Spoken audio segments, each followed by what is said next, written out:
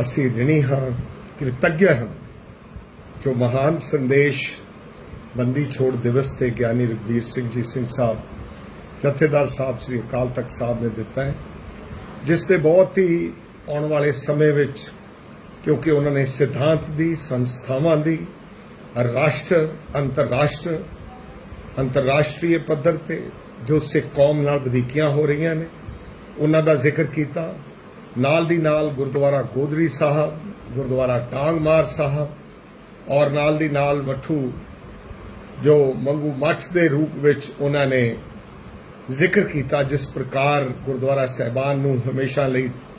एक तरह नाल मिटा दिता गया नक्शे तो, और पंथ जीवे मैं मरा पंथ जीवे मन चाओ कनेरा दे उस महावाक नूं जिस प्रकार उन्होंने इस पवित्र स्थान तो एक चानन मुनारे दे रूप विच कौम नूं संदेश दिता है। बहुत गहरा असर दुनिया भर विच इस संदेश दा गया है। असीं उन्हां दे कोशिश उपराला करांगे महाराज की कृपा दे नाल कि सारी सिख कौम दी नौजवान पीढ़ी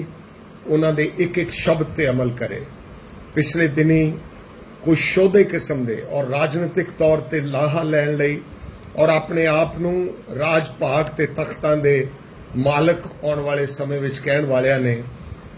श्री अकाल तख्त साहब नूं, चाहे सूबे दा कांग्रेस प्रधान है, उन्हें इत्थों तक कहा कि एक स्क्रिप्ट रची गई है बीजेपी नाल मिल के। एक एडा वड्डा बहुत ही बदनसीबी की गल है, बदकिस्मती की गल है कि कांग्रेस का सूबा प्रधान श्री अकाल तख्त साहब ते एडे वड्डे लांछन लावे। और मैं बेनती करांगा श्री अकाल तख्त साहब के जथेदार साहब नूं कि ये एक बहुत वड्डा एक तरह नाल इल्जाम जो लाया गया है, ये भी सख्त तो सख्त सजा जिहड़ी है वो सूबा कांग्रेस प्रधान नूं इन्हां शब्दां दा कहण ते देनी चाहिदी है, ताकि आने वाले समय विच कोई ताकतवर बंदा हिम्मत ना करे कि वो श्री अकाल तख्त साहब की जो प्रभु सत्ता संपन्न होंदा है उन्हें चुनौती देवे। असीं रिणी हाँ, कृतज्ञ हाँ जो महान संदेश बंदी छोड़ दिवस से ज्ञानी रघबीर सिंह जी सिंह साहब जथेदार साहब श्री अकाल तख्त साहब ने दिता है, जिससे बहुत ही आने वाले समय विच क्योंकि उन्होंने सिद्धांत दी संस्थावां दी राष्ट्र अंतरराष्ट्रीय पद्धर ते जो सिख कौम नाल वधीकियां हो रही ने उन्हां दा जिक्र किया। नाल दी नाल गुरुद्वारा गोदरी साहब, गुरुद्वारा टांगमार साहब और नाल दी नाल मठू जो मंगू मठ के रूप विच उन्होंने जिक्र किया, जिस प्रकार गुरुद्वारा साहिबान नूं हमेशा लई एक तरह नाल मिटा दिता गया नक्शे तो, और पंथ जीवे मैं मरा पंथ जीवे मन चाओ कनेरा दे उस महावाक नूं जिस प्रकार उन्होंने इस पवित्र स्थान तो एक चानन मुनारे दे रूप विच कौम नूं संदेश दिता है। बहुत गहरा असर दुनिया भर विच इस संदेश दा गया है। असीं उन्हां दे कोशिश उपराला करांगे महाराज की कृपा दे नाल कि सारी सिख कौम दी नौजवान पीढ़ी उन्हां दे एक एक शब्द ते अमल करे। पिछले दिनी कुछ शोधे किस्म दे और राजनीतिक तौर ते लाहा लैण लई और अपने आप नूं राज भाग ते तख्तां दे मालक आने वाले समय विच कहण वालियां ने श्री अकाल तख्त साहब नूं, चाहे सूबे दा कांग्रेस प्रधान है, उन्हें इत्थों तक कहा कि एक स्क्रिप्ट रची गई है बीजेपी नाल मिल के। एक एडा वड्डा बहुत ही बदनसीबी की गल है, बदकिस्मती की गल है कि कांग्रेस का सूबा प्रधान श्री अकाल तख्त साहब ते एडे वड्डे लांछन लावे। और मैं बेनती करांगा श्री अकाल तख्त साहब के जथेदार साहब नूं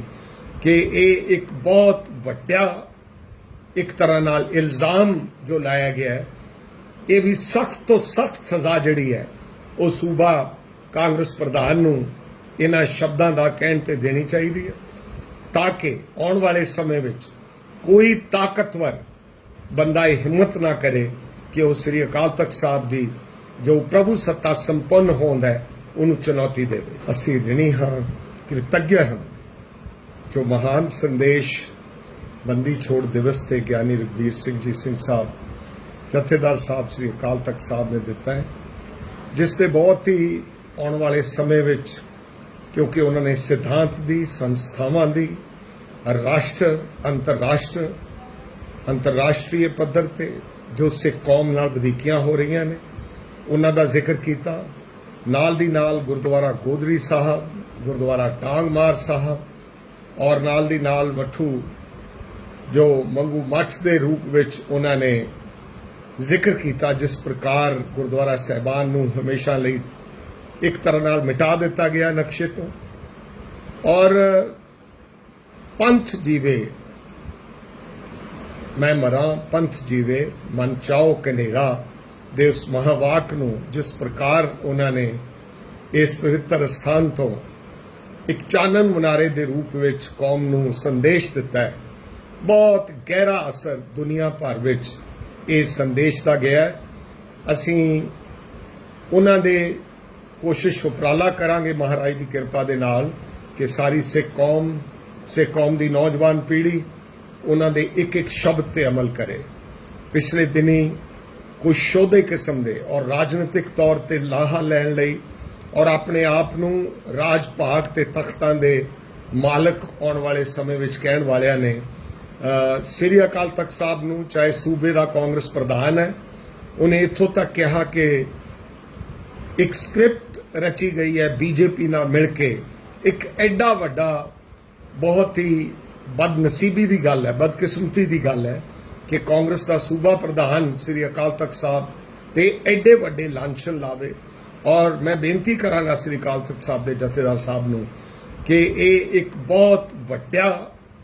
एक तरह नाल इल्जाम जो लाया गया है, ये भी सख्त तो सख्त सजा जिहड़ी है वो सूबा कांग्रेस प्रधान नूं इन्हां शब्दां दा कहण ते देनी चाहिदी है, ताकि आने वाले समय विच कोई ताकतवर बंदा हिम्मत ना करे कि वह श्री अकाल तख्त साहब की जो प्रभु सत्ता संपन्न होंदा है उन्हें चुनौती देवे।